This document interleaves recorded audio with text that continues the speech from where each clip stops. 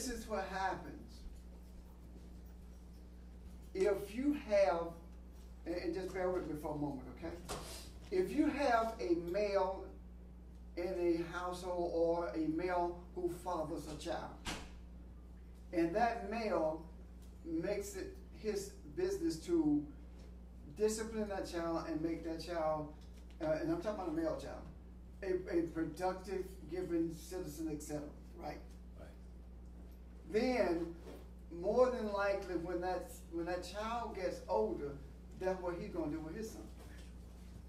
But if you have a male who allows the child to do what he wants to do and leaves all the responsibility on the female, and he's constantly in the streets, right? So when that male gets older, he begins to mimic that, which means that he puts a greater distance between him and his son than the distance was between his daddy and him. Which means that everything falls upon the female. And a woman cannot teach a boy to be a man. It's not going to happen. So what happens is, she does not know what to do with him, so she bribes him by buying him things. If you do this, I'll give you this. The male is not there. Right. So what happens when he grows up? He has no respect for femininity.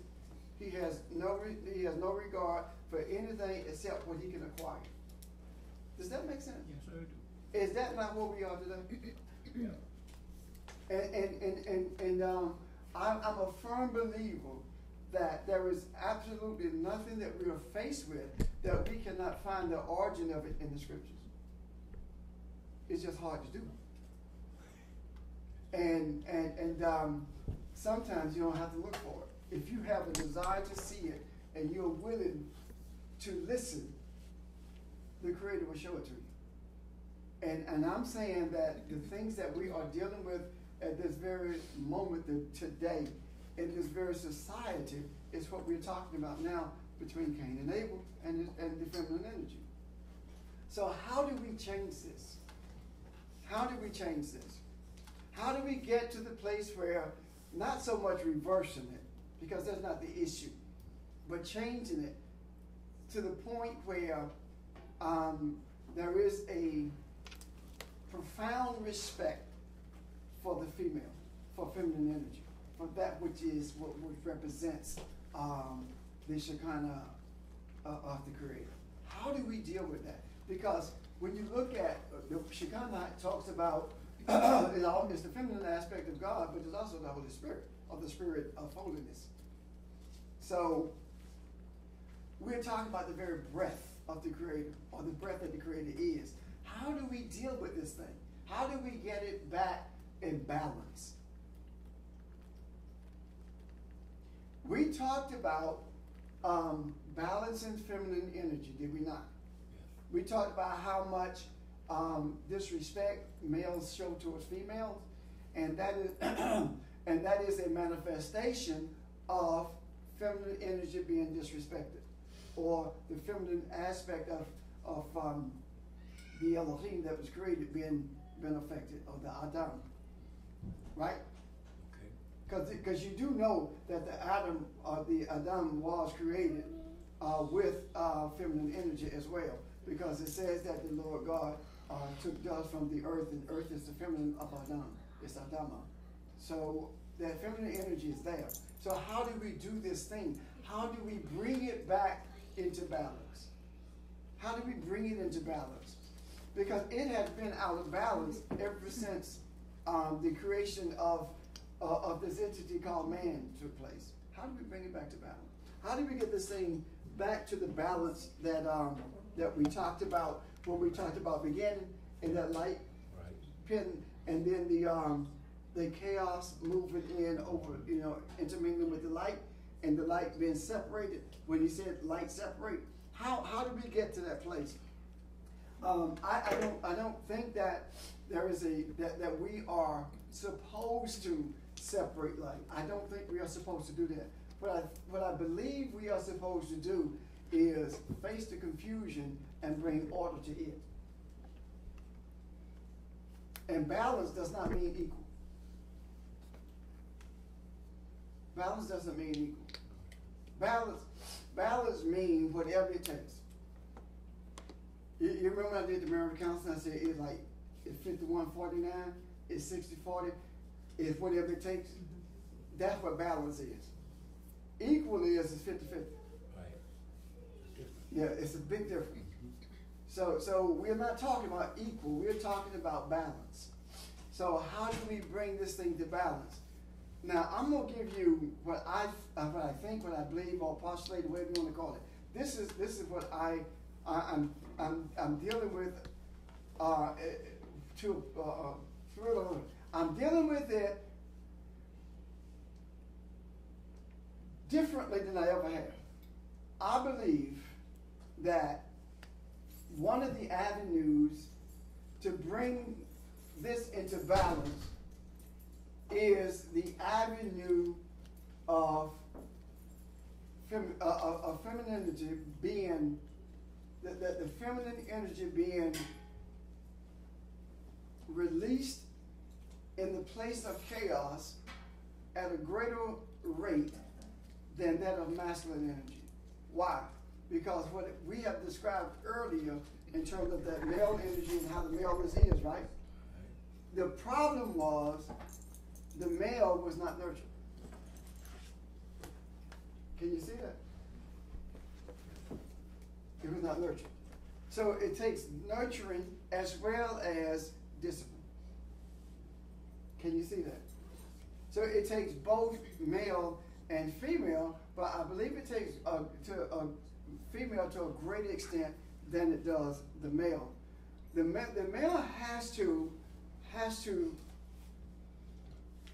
show the male how to moderate aggression. The male has to show the male how to moderate aggression. So that's part of the role of the masculine energy. Yes.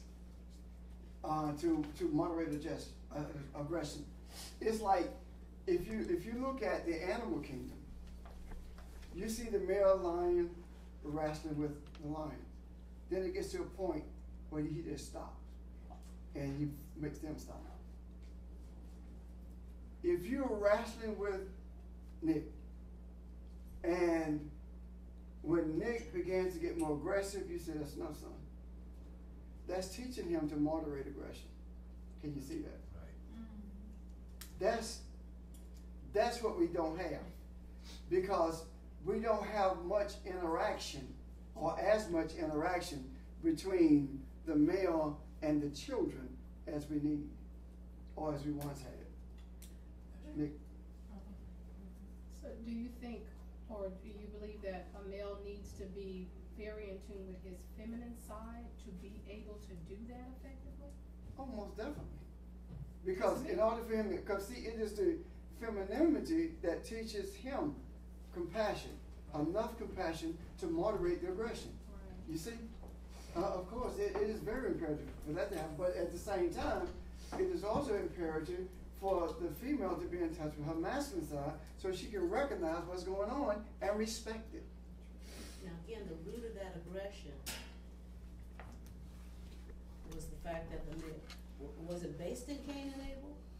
Or was it based before Cain and Abel? The root, how that aggression got uncontrolled.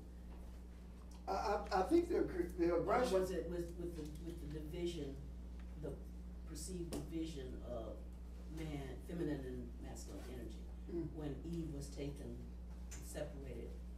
Yes. From Adam. See, even when that happened, there was a total distortion of what the Creator said. The Creator said,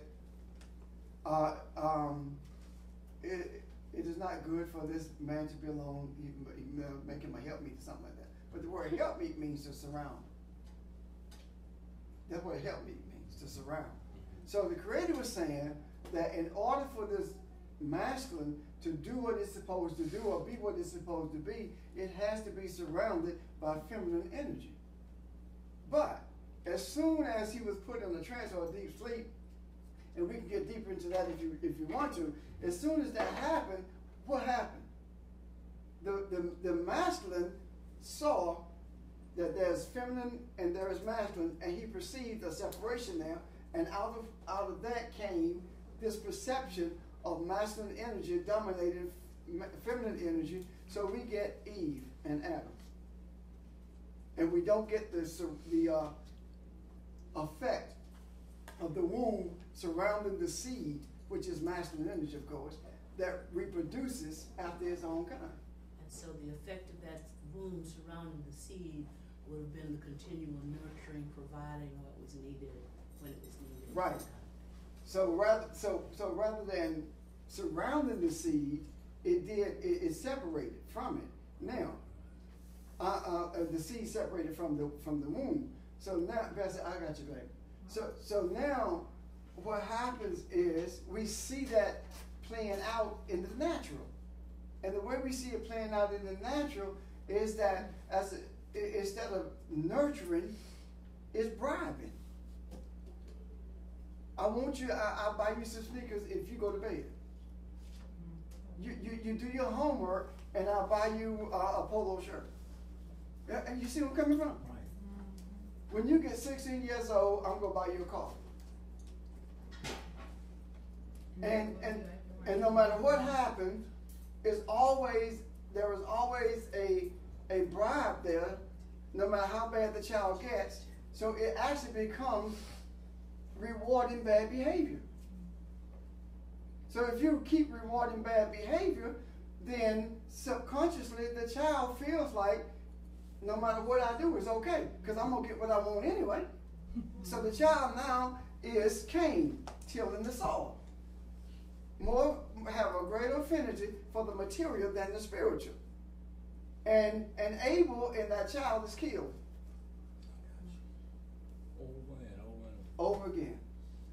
Well, what I was thinking about is that being a continuing process when they're young, because if you notice some males, some men, when their kids are aggressive like that, they think it's cool until that kid gets older and starts to will on them. Well, sometimes, because sometimes not only do they think it's cool, but they're aggressive themselves, so they bring them up in the admonition of themselves. They teach them to be just like they are. And yeah, it's amazing that you asked that question, because I had no desire to even deal with this, but apparently I needed to. So when we talk about the idea, the root of all of this, we see that the root of it is in a failure to nurture. Nurturing is not giving you what you want. Nurturing is making sure that you have what you need to grow. And I'm not just talking about physical growth either. I'm talking about spiritual as well. Therefore, nurturing, the primary nurturing is the womb, is the feminine energy. But it doesn't mean that the male doesn't nurture. The male nurtures also, but probably to a lesser degree than does the female. Can you see that? Yes, sir. And the balance, and the reason I'm talking about males is because as the male goes, so goes the female. The females are receivers. And if you think I'm not aware of what I'm saying, please understand I am very much aware of what I'm saying. Because there was a time, if you called a female a witch with a B, you were in deep stuff. But now it's acceptable because males do it. Females are willing to settle for a piece of a man just to have a man. That has to change. And where did that come from? It's because that's what they were receiving from the male. So this is representative or a manifestation of what happens between masculine and feminine energy in the other realm. Everything in this physical realm is a manifestation of what's in the spiritual. Everything. Can you see what the picture that I'm trying to paint here? So we have to begin to paint a different picture.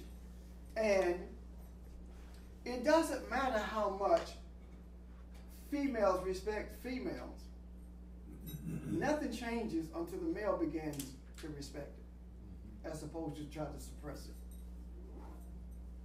Because, quite frankly, females don't even respect females anymore.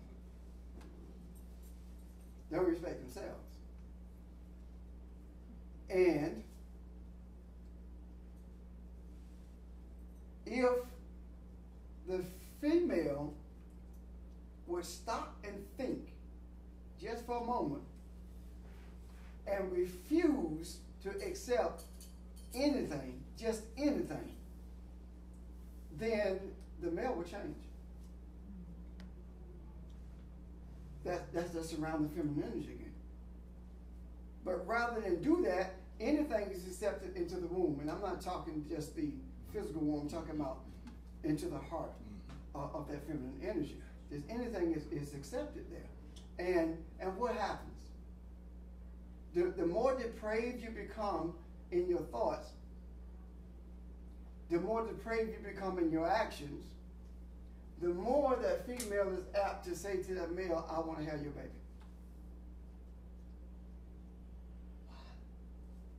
Because she feels that attaches her to him. And then he walks away. And now she has this baby. And she has a man-child. Anybody read that book, Man-Child in the Promised Land? Huh? College. That was a classic example of how a male child grows up with feminine energy, but he fought through it.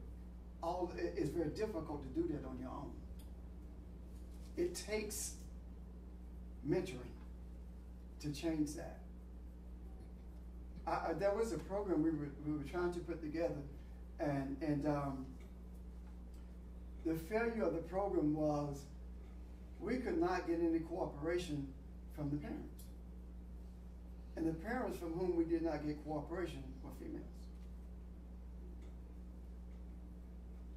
Because they did not want to admit that their child, their son particularly, because that's what we're dealing with, needed male influence in their lives.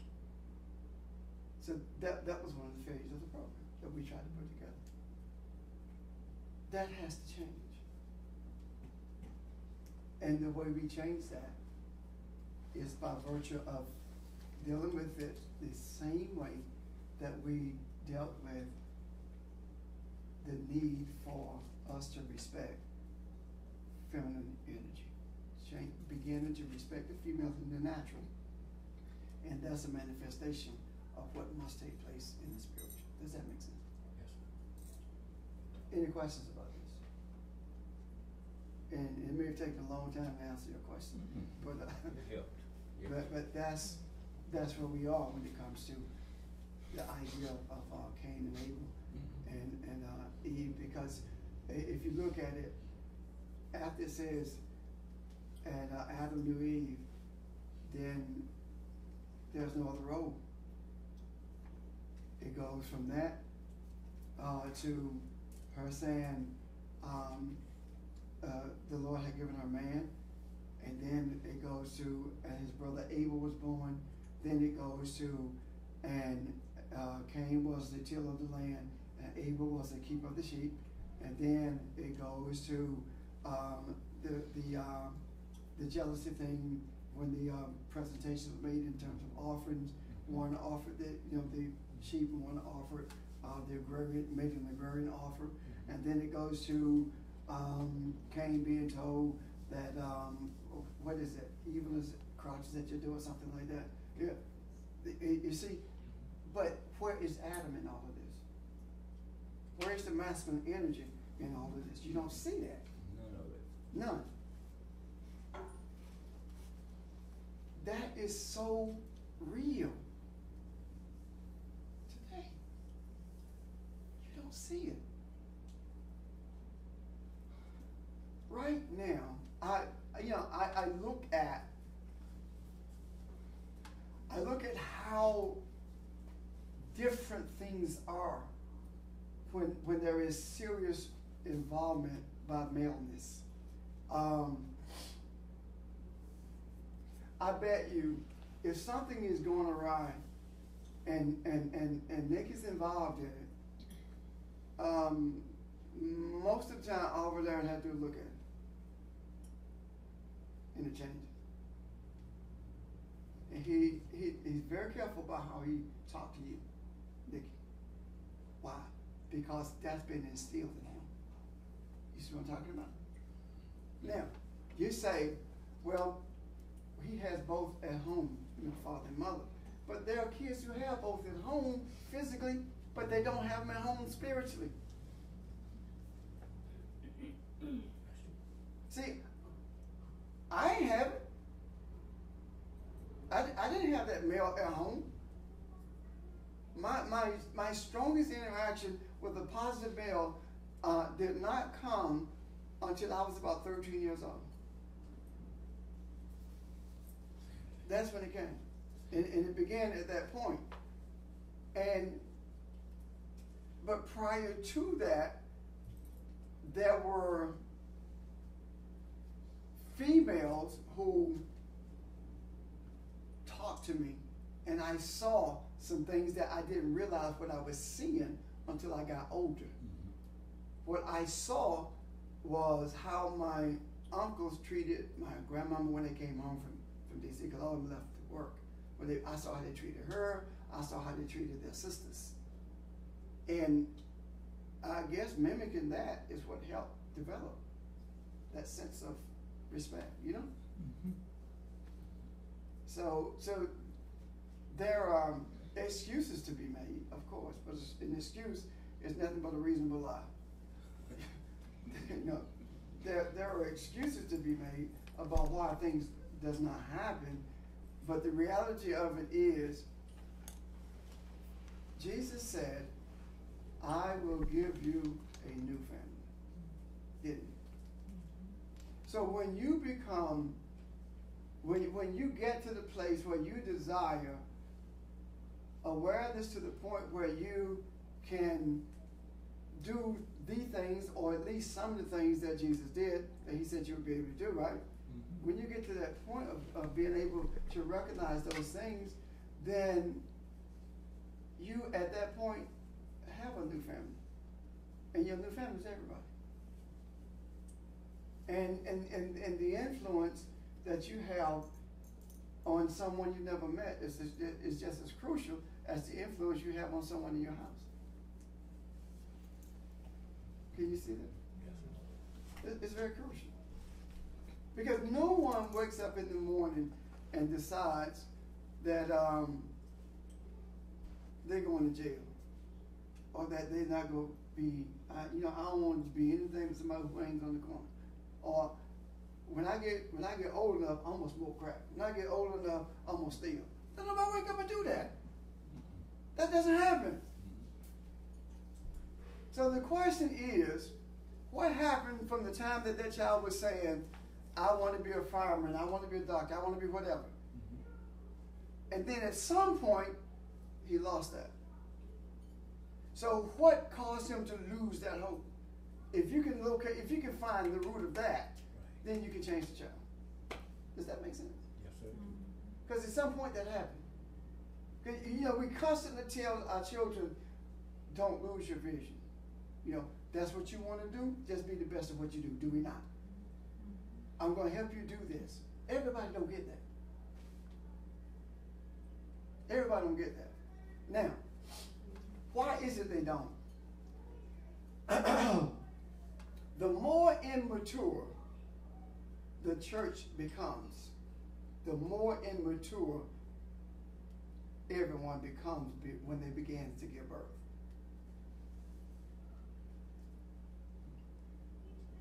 I'm going to show you what do you call this? Do you call it growth in immaturity or journey towards immaturity? I don't know. Because the older the church gets, the more immature it becomes spiritually. Do you see what I'm saying? the older the church gets, the more ingrained it becomes with material programs. The more it becomes ingrained with business practices as opposed to spiritual practices.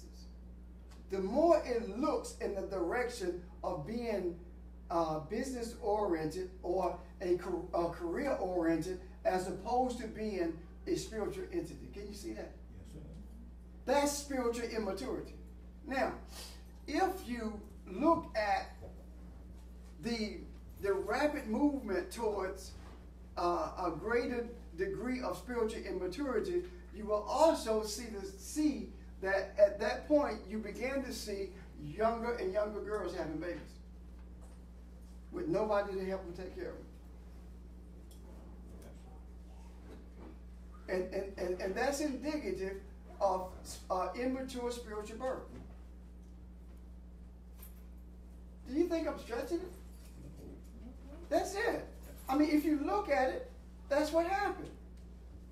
So what happens is, the more you recognize this immaturity, it doesn't matter whether you call it immaturity or whether you say, I know it's more, or whether you say, I ask questions, nobody give me answer, I got to go. It doesn't matter. It's still immaturity. It doesn't matter what you call, how you label it. But when you get to the point where you recognize that, however you label it, and you walk away from it, and you begin searching for something, for answers, that is your quest towards spiritual maturity. And when you begin to see spiritual maturity, you begin to see a decrease in that.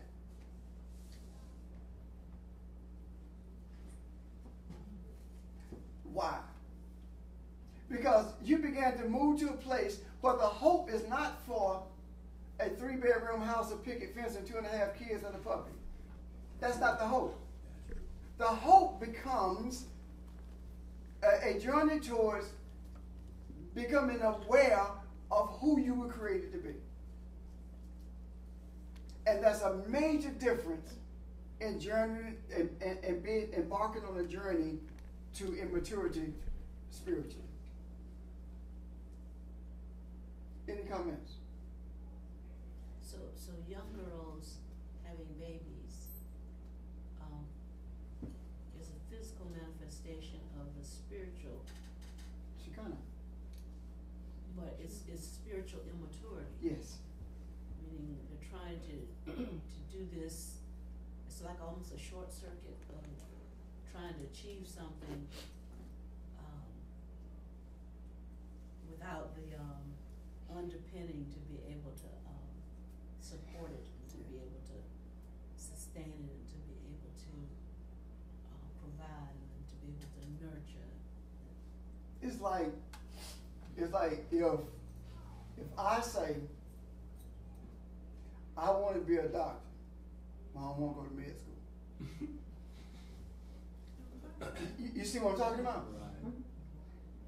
It's like I want to be a parent, but I want to go through what it takes. I want to be spiritually mature, but that's too hard. That's exactly what ministers are saying when they say to me, yeah, man, what you do because you're smart. All they're saying to me is what you do is too hard. I don't have the discipline to do that. You'd be amazed at the number of people who say to me, I want to be able to teach the way you teach. And I say to them, you can't do that because you're not me, but you can teach if you choose to. You have to, but there are things that you have to do.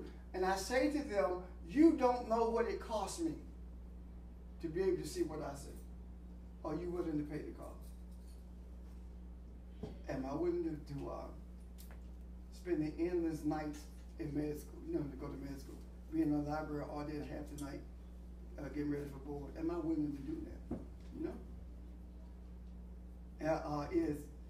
Is people willing to put up with that? With me not being there, or me being there and not being there because I'm caught up, I got to do what I got to do. Those they don't count the cost. So rather than count the cost and go through the process, they want to go to the ending. They want the reward, but they don't want the journey that leads to the reward. Does that make sense? You can't have that. That would be no different than I'm in the 9th grade and I decide, I see these guys out here playing ball. So now I'm gonna walk out here on the court and I'm gonna play ball and I never play in my life. But I just decided I'm gonna do this. It's not gonna happen. So that's the failure in the whole idea of this, what I'm talking about in terms of spiritual maturity, feminine spiritual maturity. And the reason there is feminine spiritual maturity is because there's no respect from the masculine towards the feminine, so the feminine is producing, trying to attach to the masculine, hoping that if I had your baby, I could be attached to you. You see? Mm-hmm. It's a desire to be where they know they're supposed to be, but don't know what they're supposed to be or how to get there. It's am I? I hope I'm not convoluted in what I'm saying. So it has to begin with those of us who recognize it. Now, let me say something else. I think I'm sorry. Go ahead. I was just gonna comment on the spiritual maturity Nicholas has been kind of dealing with. There's been a new group of kids coming up to the band, and it's been a battle for him. And every day he's almost coming home, well, for a while, defeated, because they lack discipline, even when it comes to the band instructor. And we were sitting there talking, and somehow the question was asked, do these kids go to church? He said all of them play the drums for their church. I said, so you see the difference in, Nicholas. You just made my case for spiritual. He doesn't, exactly, he doesn't, Nicholas, we've given him, at this age, he has the choice. If he wants to go to a Bible study with a friend, if he wants to go inside a church, we have given him, it's your choice which direction you want to go spiritually. But he doesn't do that on a weekly basis, and he's the one that most people, when they see him, they're like, when you say, who's your son, Nicholas? Oh, I know Nicholas. Yeah, Nicholas. And it's like I said, so you got to understand. I said, you've got to meet them where you got to understand that they're in a different space that you are. I said, but you have got to be that light. And I asked Valerian to get the poem If and read it to him. And when he read it, it was like he even knew it spoke volumes to that. Now, it's not for you to run away from this situation. It's for you to be able to stand firm and remain who you are in the midst of it. And ultimately, even if it's not for the next 2 years that you're there, eventually that spark that you're leaving there is going to resonate. It's not up to you to know when. It's just make sure that you be that spark. Don't try to go tit for tat. Don't try to come back there with that same energy. You will get nowhere and you'll get humbled. But guess what? Those very same kids who are totally disrespectful respect you. I don't know. No, they may not express it, but let them get in trouble. Let them need somebody. That's when you find out who respects you. Everyone who talks bad about you does not necessarily disrespect you. The whole idea of him being in that situation is simply saying someone mature has to be there as an example, so you can recognize what maturity is. It has to be there. If we run away from situations, we never change anything. Now, the thing that's overwhelming to me is when I think about the whole idea of being the catalyst that changed the thought patterns for mankind or opens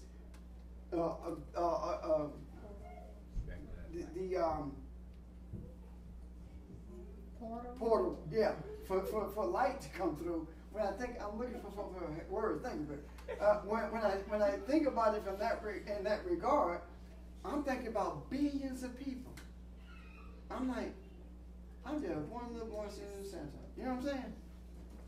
But when I recognize that it is not about this little physical dude in Santa, it's about the spiritual I am that I am. then it becomes a lot easier to fathom. You understand what I'm saying? It becomes a lot easier to fathom when I look at it in that regard. And you said something when he got up to go to the restroom, and I kind of told it to him. You said something about you believe light is supposed to be in the darkness too. You said it earlier.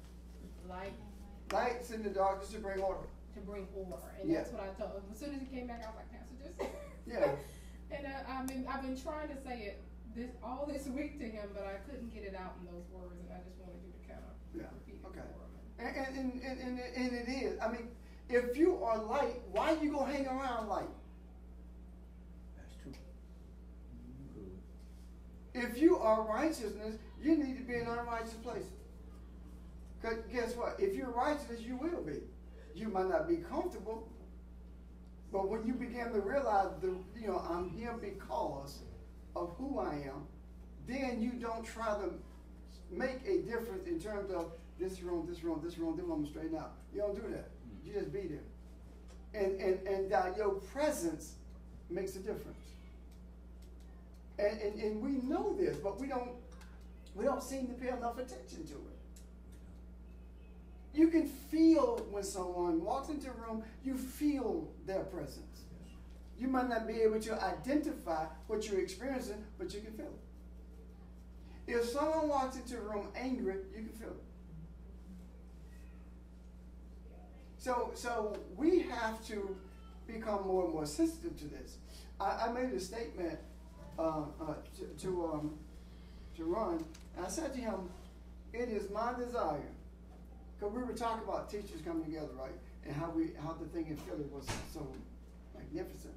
I said to him, it is my desire for our teachers, and I think I told you too, Denise, to be so close until if one stumps their toe, all of us feel it. No matter where we are. We can sense when they're so sensitive until we know when we need to direct energy in that direction, or we know that we need to deal with something, whether or not we can identify what that something is. It does not matter. It doesn't matter. See, this is what I'm saying. The reason it doesn't matter is because for the same reason that murder is not evil and rape is not evil. It's the result of evil. If you were not unright, you wouldn't do it. You see what I'm talking about? Unrightness means evil. The root of it is him, but this is the seed. This is the fruit of it. This is the result of it. If that thought is the seed of it, then the action is the result of that thought, isn't it? So the evil was done, or the unrightness was experienced long before it was acted out. So why must it be acted out? Why must it happen? It must happen because we don't begin to deal with anything until it's in your face.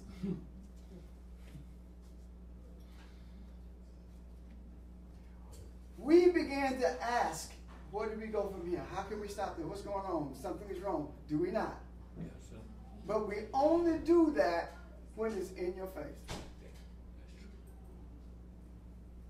So that's the reason it has to be acted out. So that we can realize that we are moving, and I use that very loosely, we are moving to a deeper sense of immaturity. And unless something catastrophic takes place, we have very little concern about reversing that movement. And again, I use that loosely. Very little concern about it. Why? Because we, this room, the telephone, the broadcast folk listening, we go to our little homes where we're comfortable and safe, and we don't have to deal with that stuff except when it comes through the news on the TV.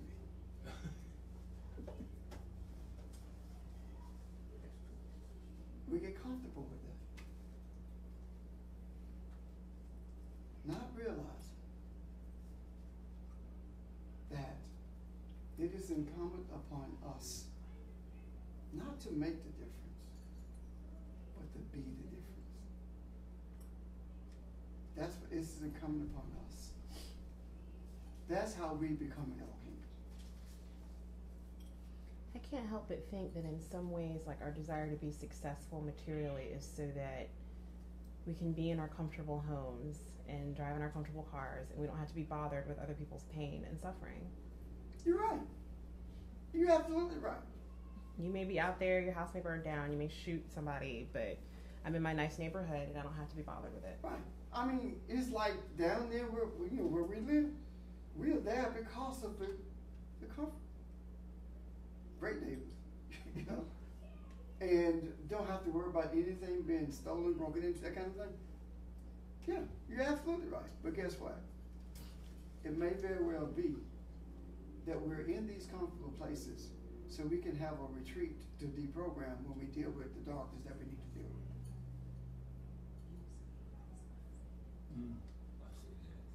Can you see that? I mean, it was like last weekend when a lot of you came to the house, right? It was like an opportunity to just be there and be stupid, as opposed to, being, always research. You always digging deeper into things. You just be there. Maybe that's the kind of retreat. That's why we are where we are for those kinds of retreats. And when we see it from that perspective, then we hopefully begin to push this energy out there for the balance that we need. Diane. When you said that just now, it made me think, well, just from during the course of the week and talking to people, and people who are in church settings and people who are not in it, if they had opportunities to have retreats, what they call, like what we had when you said the name of the retreat, it would be so refreshing to them, because the average one, when I hear them talk about, especially the females that go on a retreat, is women getting together, going somewhere, and it's just locked up somewhere all week, and just Bible verses and quoting and all the stuff that we do that we're programmed to do that is getting you closer to God, to send you back out here to be mighty warriors for God. But to sit and experience what we were experiencing, it was just let down, refreshing. But what they call old school, doing what the world do, and I'm sitting there like, but I mean, that's the way it's just being real, composed to being something that you're programmed to be, and you're not happy in the midst of being all of that you're programmed to be. And that's it in a nutshell. I mean, because I used to do those retreats. Not only go to them, I taught. And the more I taught, the less they wanted me to come back. Because I dealt with issues that they didn't want to deal with. When they had me teaching youth, I would say to parents, if you don't want them to discuss whatever questions they bring up, take them out of here. Because whatever they bring up, we're going to talk about it. So we began to talk about things that the church doesn't want to talk about. Sex, early age drinking, all of those things that we talked about that the church doesn't want to talk about. And the whole concept of males really don't respect you. They just want what you got, kind of thing. That's what we talked about. And the more I taught, the less they wanted me to teach. Because somebody has to deal with the reality of it. Somebody has to talk about what's actually going on. It's not enough to have a youth choir that sings on Sunday and practices on Wednesday. It's not enough to do that. No. It's not enough to have a youth department who goes on a picnic every summer and might take a trip outside of the state and have every fifth Sunday to do their program. It's not enough. It has to be more than that. And the more than that, there has to be is us being who we were created to be. We have to, the light must be what the light is, because it says that the darkness could not comprehend the light. Confused people don't understand what you see. Disorder does not recognize order because it's so comfortable in itself. When eyes are opened and the reality is seen, that's when things begin to be viewed differently. So again, when you go through the Cain and Abel thing, you see, this is what you would see throughout the scriptures. And I harken back to your original question. This is what you would see throughout the scripture. There appears to be constantly two sides of the same coin, or the same personality in one person. Cain and Abel, Jacob and Esau. You see? Mm-hmm. Actually David and Saul, as opposed to David and Jonathan. You see these, diametrics, should I say? But the reason the diametrics are there is to promote free will. And your free will should be geared toward having an affinity for that which is enlightenment, or that brings about greater enlightenment, greater understanding, greater sense of peace. There will be no peace until you are at peace with yourself. If what's in you comes out, there will be no peace until you're at peace with yourself. When Ron made an observation to me this morning, he said, have you thought about how bad the weather has been around the world? More particularly if you look at what most people are familiar with, the United States. Drought, fires, heat, tornadoes. But where we are, it's been rain. It's been sufficient heat. Ever since they had no triple digit, I'm like, it's not gonna happen. It can't come back. We have been at normal temperatures ever since then. What I'm beginning to see is that the rain that we are having, as Ron put it, is moving across the country. So who we are is also spreading. So we have to desire for righteousness to begin at some epicenter, if we the epicenter of it, and for it to spread abroad. Can you see that? Mm-hmm. That's what open people's eyes. So I don't think it's a coincidence at all that and if you notice when we get the rain, we don't get flooded. You know? The forest is wet enough now that we don't have to worry about forest fires, even if lightning strikes. So there is something to that.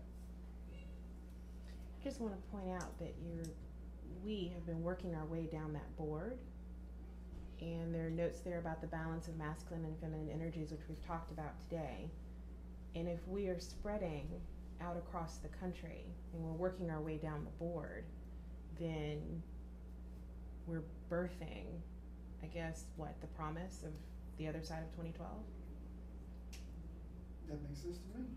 Other thing too is it's not only here, it's globally. When you made reference to our having to have this infusion of feminine energy to balance what's been happening. For the first time at the Olympics, there were more women than men competing. Yeah. There were countries represented by women that have never been represented before. So it brings to mind my question of okay, what is it that prevents us from tilting too far the other way? In other words, we have this masculine energy suppressing femininity, Right. and this infusion of femininity, of feminine energy, and part of that balance is making sure it doesn't Go too far. like Yeah. a seesaw. Mm-hmm.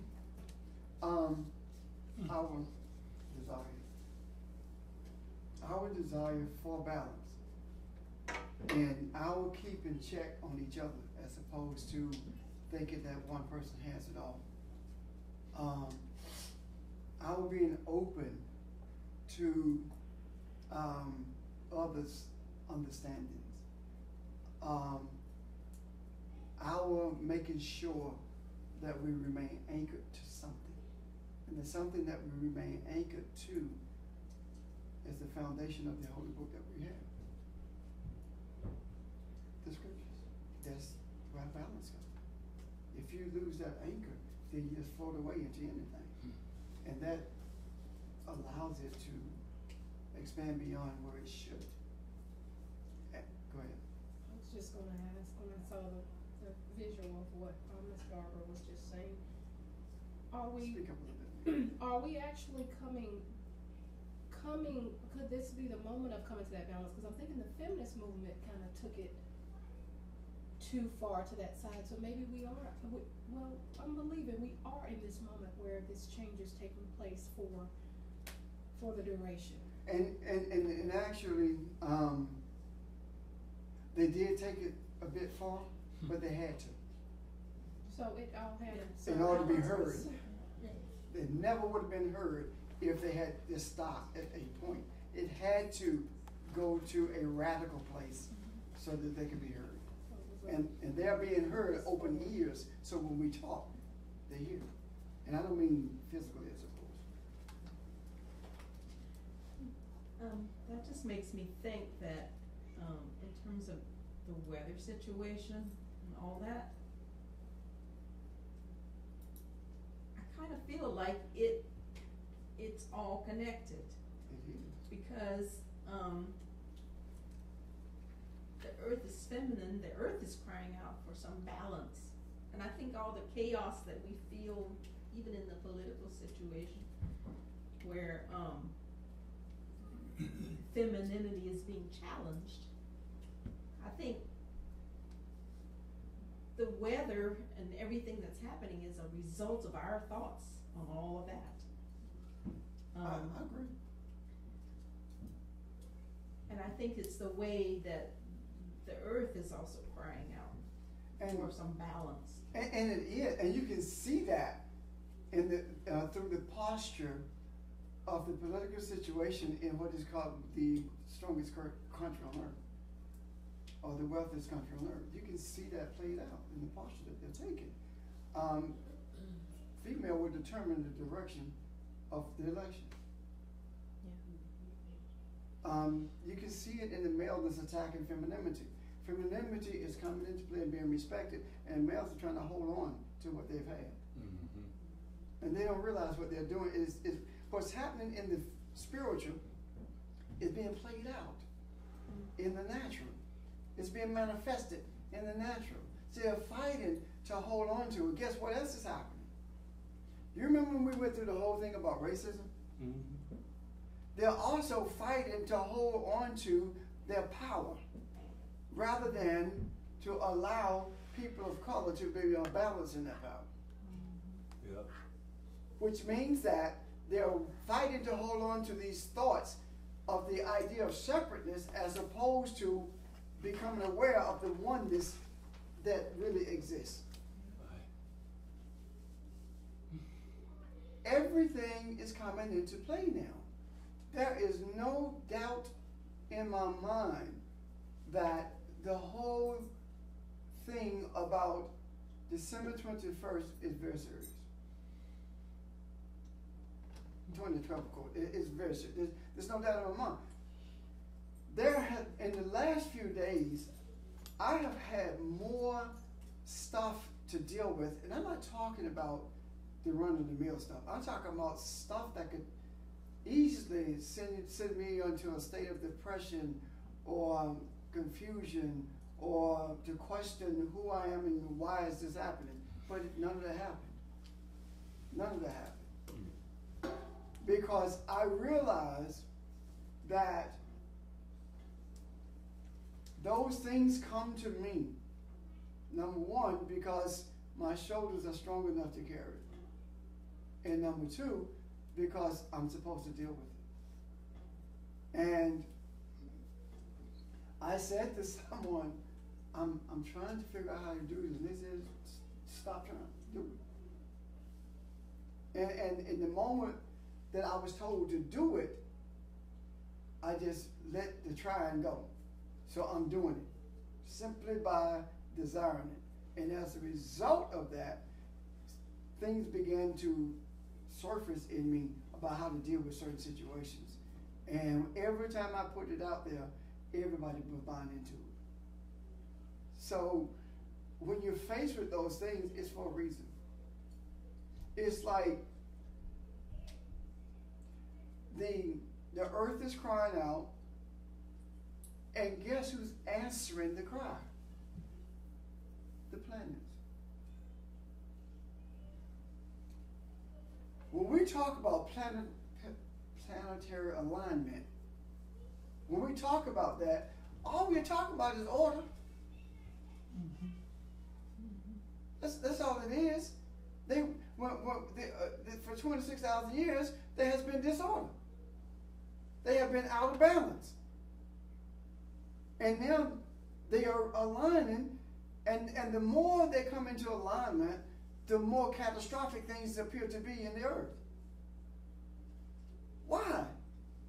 Because at some point, our desires, our thoughts, our sense of awareness has to come into alignment with those things that we created, i.e. planets, the electromagnetic field, the light, the energy that results in this. Think about it. If the moon has an effect on our bodies, on our lives, on our personalities, on this earth, what about the planets? They have to also. Even though we may not understand at this moment, but they have to also. So the order that comes, I got you back. The order that comes on the heels of disorder. We have to be the source of a desire to bring order, or to be that order that people are looking for. Oh, just that you were talking about understanding the influence of the planets, which is astrology, and each planet represents a very distinct type of energy or influence. And I'm just curious about what that means for them all to line up in a certain configuration. This is what I believe it means. I believe that it means that energy or light, however you want to term it, is going to be in such a, it's going to have such a sense of order until it will become undeniable of what that it exists and the power that you're able to manifest as a result of it. I believe that we'll begin to have an understanding of different circumstances that is far greater than any we've ever had since they were aligned the last time. I believe that, because if you look at the alignment of the planets and you go in what we call reverse, and you back up to the last time that they were aligned, you will see that chaos grew exponentially from the time that they were aligned the last time. As they got out of alignment, chaos grew exponentially throughout the centuries until we got to this point. How many chakras are there? There are 7 primary chakras. I'm sorry, 9 primary chakras, right?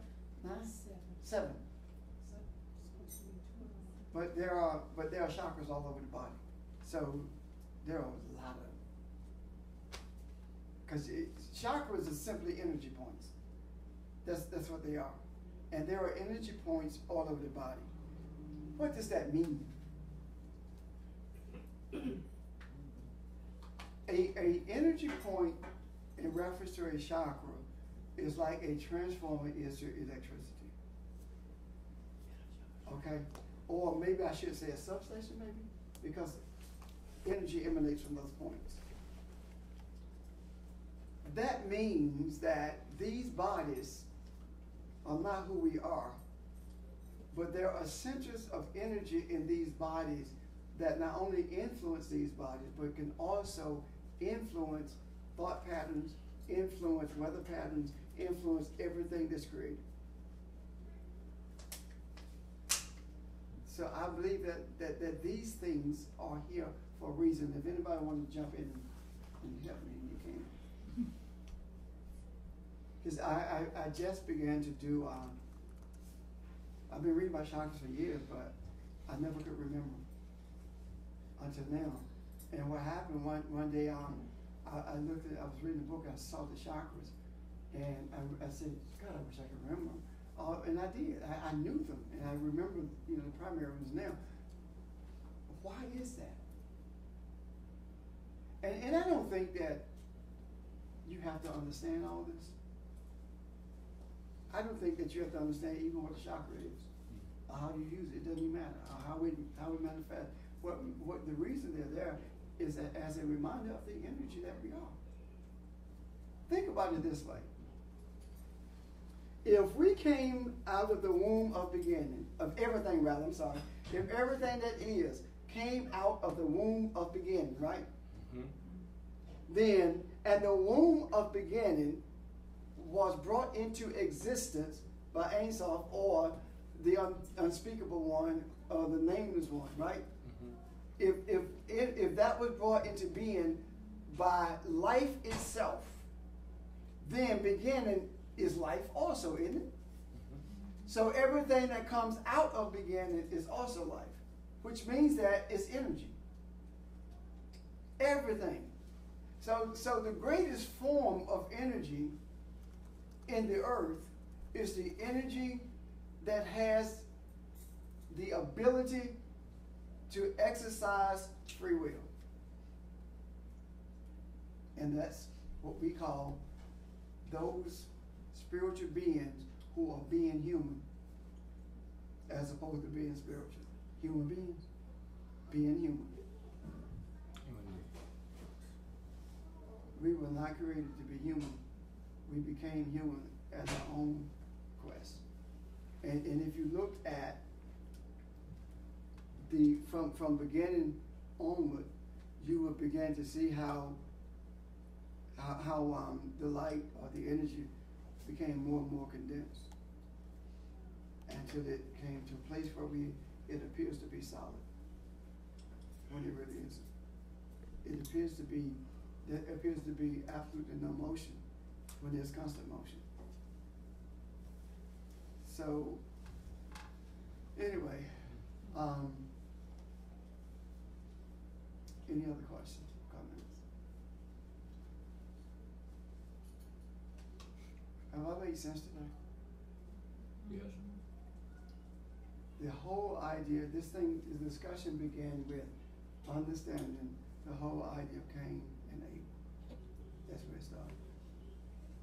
Cain and Abel. And what brought that into being. When, I want to touch on one thing, I think. I want to read the scripture to you if I can. It says, where is it?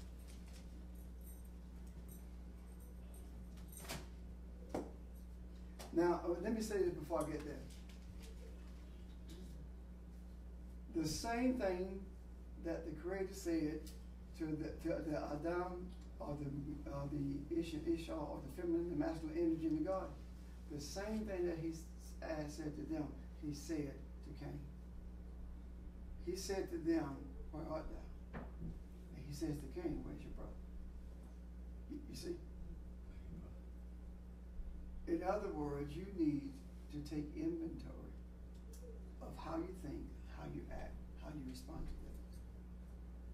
Questions make you think. questions make you search. I think she would anyway. The idea of the Creator doing that also tells me something else, that or affirms it rather, that we are the tree of life and the tree of the knowledge of good and evil, which is also Cain and Abel. You see, all those things are representative of that. Y'all taking turns. But all of those, you see, can you see the connection there? And think about it this way. I also believe that the flaming sword is religion. Yeah. I believe that all these things these are metaphors for spiritual beings, right? That everything in the scripture is spiritual. So the physical represents a metaphor for the spiritual. Now, this is what I believe. I believe that what we saw as confusion and light, I believe that religion approaches the tree of life, but it is so confusing until it cannot penetrate and begin to understand the concepts that comes as a result of recognizing or becoming aware that the tree of life is you as well. When the questions come and you begin this journey of becoming aware and you begin to accept it and you begin to see who you are, that's the flames purifying you in preparation of allowing you to see more clearly the tree of life in terms of the enlightenment. The sword is indicative of the power that's in this word or these thoughts or this awareness that you are acquiring. It can, the sword can defend, but it can also destroy. So if you use it, what you understand for divination, then it becomes destructive. But if you use it for the enhancement of mankind, then it becomes a source of deliverance. Can you see that? Any questions about that? Because you can look in Turkey all you want, you ain't gonna find a tree of life. We are the tree of life. We are the tree of knowledge of good and evil. That's where the free will comes in.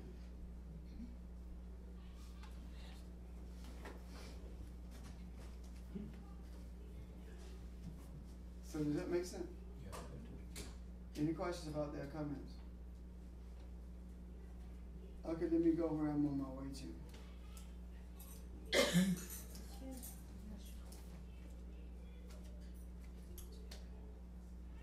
It says,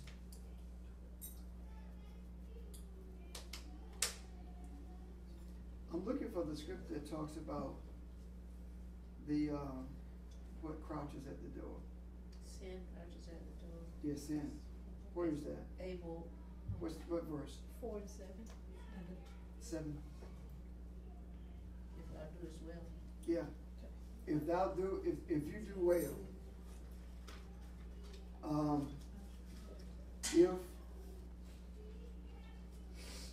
if you do the right thing, is that what that means? Okay. If you do well, if thou doest well, shalt thou not be accepted? In other words, the reason you are not accepted is because you didn't do the right thing. Right. Right? Yeah. If thou doest well, should thou not be elevated? That's what he's saying. And if thou doeth not well, sin lies, entanglements lies at your door. Now, he's not talking about that door over there. What door is he talking about? The door that you open to allow things to come in. If you haven't, you know, when we talked before, if you hadn't opened that door, I wouldn't have said it. You see, we always use that term, do we not? Mm-hmm. This is the same principle. Now, what is he saying here? He's saying to Cain, you still have a chance to do the right thing, and you will be elevated. So what he's doing, so if this is the same person, then what he's saying is that it is up to us to bring the Cain side, or this chaotic side, or the darkness in us. It is up to us to bring order to it. Can you see that? It says it desires to dominate you, but you can subdue it. Yes. Did you get that? Yes. We have the opportunity. Look at this. And it says, and unto thee shall be his desire. And thou shalt rule over him.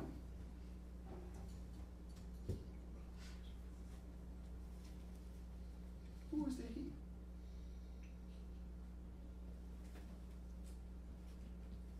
Who is the him? Mm-hmm.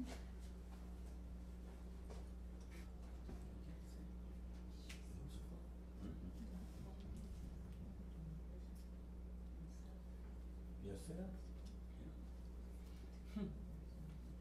Which one? When it says, and if thou doest not well, sin lieth at the door, and unto thee shall be his desire. It's talking about sin, isn't it? Isn't it? So sin is recognized as being alive. Entanglements. The things that you get entangled with that obstructs your view of who you are and who your creator is. And what else it says? You shall rule over him. You can overcome these entanglements. You have the strength, you have the power to do that.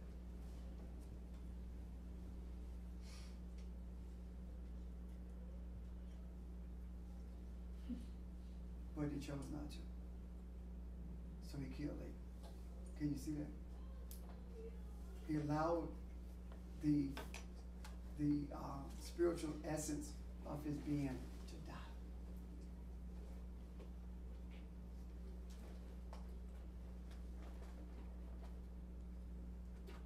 And I think there's one more thing that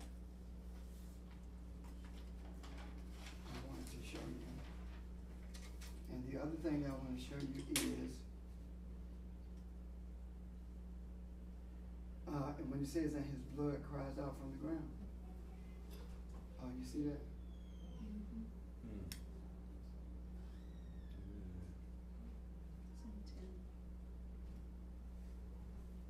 Blood, listen to this. This is a play on words. When it says, the voice of thy brother's blood cried unto me from the ground. The voice of thy brother, voice of thy brother's blood cried out to me. Your blood don't talk, does it? When the last time you had a conversation with your blood? It doesn't talk, so it has to be a metaphor. The word for blood is dam. That's what? Dam, D-A-M, dam. The same word that's attached to El for Adam. Ground is a dama, which is the feminine of Adam. But it's the word that's used when it says that dust of the ground, man made dust of the ground. So ground is the feminine of Adam. So he is saying that the essence of your brother cries out to me from the womb. From the place of birth. The essence of who you are cries out. What does that mean? Can I give you an example of that? When you say, everyone knows right from wrong, that's that voice, that's the Abel that's crying out from the womb, that desires to bring into existence the I am that we were created to be. You don't have to teach a child that breaking that lamp is wrong. When he breaks the lamp, he looks around. He knows that he did something wrong. You don't have to teach a child that it's wrong to steal. Because if he didn't think it was wrong to steal, he wouldn't hide it from you. You don't have to teach a child that killing someone is wrong. You see? There are things in us, innate in us. And what we call this is our consciousness. Your conscience is whooping you. Or if I had listened to my conscience, I wouldn't have done this. Can you see that? Yes, sir. It is important to me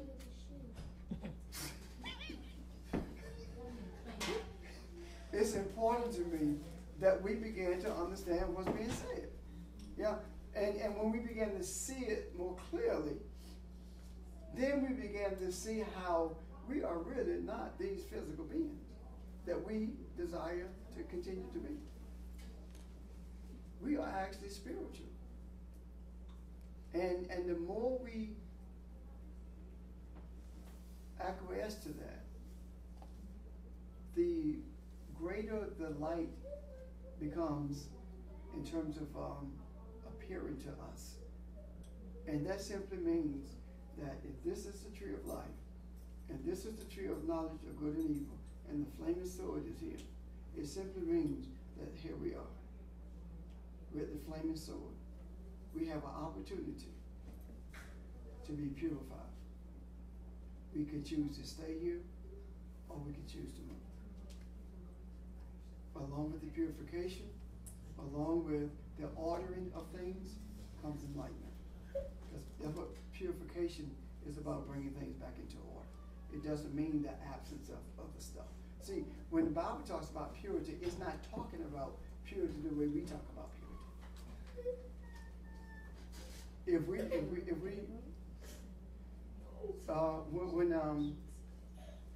When you look at olive oil, you see virgin olive oil, then extra virgin, you know.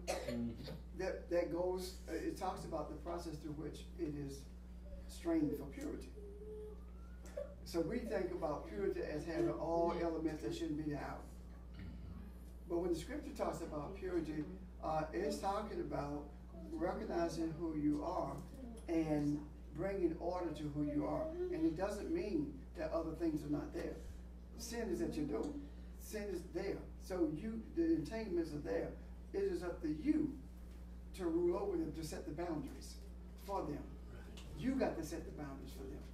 And when you set the boundaries for them, that means that you rule over them and they don't rule over you. I was talking to a friend of mine this morning. I was telling him that I have to manage my time. If I don't, my time will manage me. If you don't set boundaries for those entanglements will set boundaries for you. And when they set boundaries for you, the boundaries keep growing until the point where you get in deep stuff and be like, oh my God, how did I get this far out? It all started right here. Can you see it? Okay. Nikki, it's you? Oh, okay. Any questions? Comments? You said something about earlier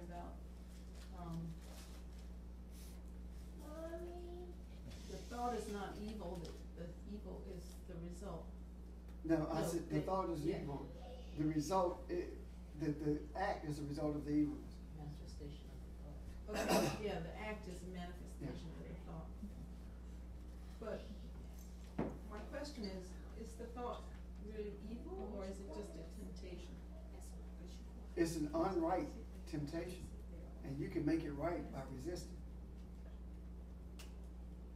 If I am But if you have a thought that you don't act on it, act on it, then you is then that you thought still evil? made it right.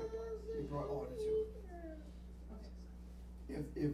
If you nurture it, if nurturing a thought is like pondering it. And you know how you play things over and over in your mind, Yeah.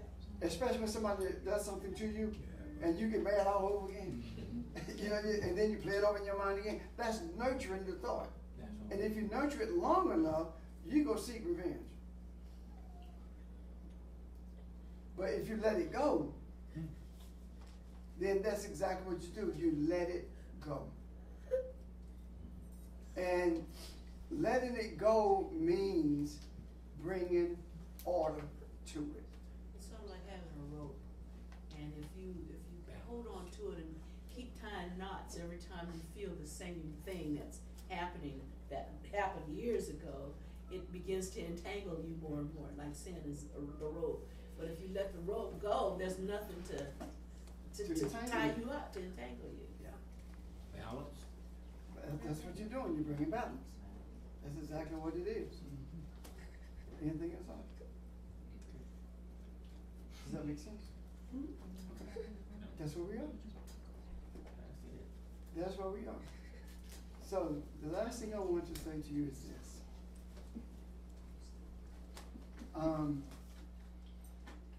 I want you to have in your mind, your hearts, the projection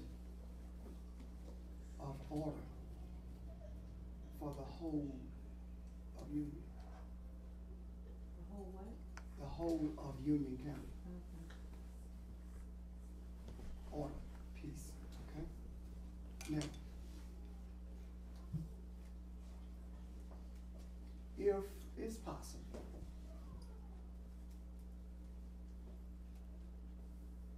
at 9 o'clock tonight, stop what you're doing and focus on order for Union County. Why do I ask you that? There was a group of men and women gathered themselves in this city, and they focused on peace and crammed their minutes that night. We can do this. We can bring order. We must do this. Okay? Said 9 o'clock. 9 o'clock tonight. Stop what you're doing. Stop what you're doing. It's no accident or coincidence that between the hours of 12 midnight and sunrise, you have the most vicious things done. Most crime is committed between 12 and 6 o'clock in the morning. That's true. 12 midnight is the darkest point. So it begins at the darkest point and moves towards the light. But if you can put light there, as you move towards midnight, you have to come through that light. And you can minimize the darkness. Can you see that? Can you see that? 9 o'clock tonight. Okay, with that, I'm done. Oh, with the exception of one thing, I need to say this. December 21st is on Friday? On Friday. Therefore, we come together on Thursday night. And when I shared that with George, my brother George in Philly, first thing he said, well, I need to get a flight. Already making plans to be off. The reason being is because we have to go into the 21st with the focus. And we get together at my house. Get together where? In my house. In my house. Okay. Is that for everyone or just your teachers? Teachers, definitely, no question. But I would ask you,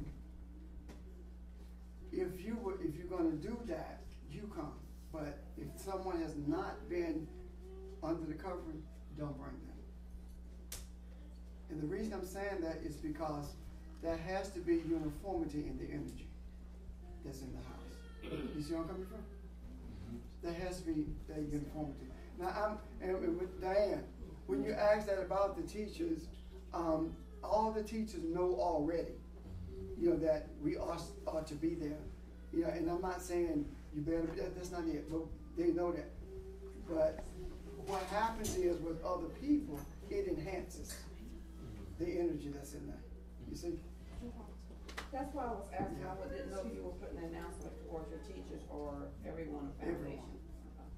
So, anyone who, just as long as you are, because we cannot have that diversity energy. We don't want to anyway. Any other questions? Papa Jean?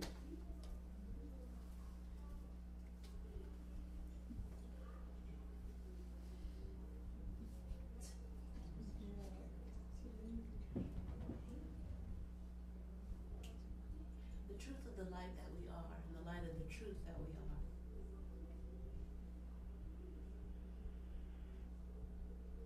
surrounds us with the knowledge that we are spiritual beings having this human experience, not spiritual, not human beings having a spiritual experience. We're spiritual beings in a human experience. Telephone people and broadcast people,